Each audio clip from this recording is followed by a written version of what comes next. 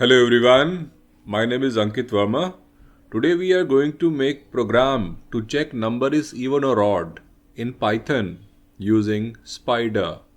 So first of all we are writing the comment by writing hash, then program to check number is even or odd.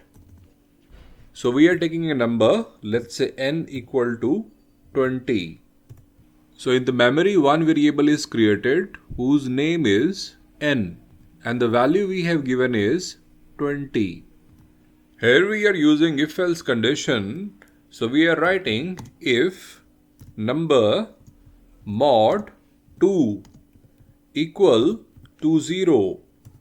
The meaning is if we have number which is 20 and we divide this number with 2. We know that 2 tens are 20 and the remainder will be 0. This modulus sign check the remainder and this is the comparison operator which is double equal to. So number divided by 2 and their remainder equal to 0. This means it is the even number. So we are printing here print in the bracket even. Now running the program, here we can see that it is showing even. This means this 20 is a even number. Now we want to take the input from the user. So here we are going to update and write input. So by this we will take the input from the user.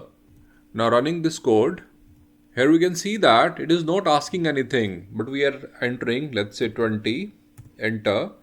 Now it is saying not all arguments converted during string formatting. So this is error it is showing.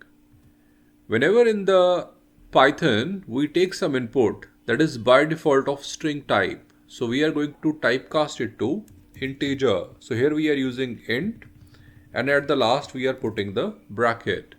The meaning is whatever input we take that will be converted to integer and stored to n. So we are running this code. Here we can see that we are entering 20 and it is showing E1. To make it more user friendly, we must write enter the number.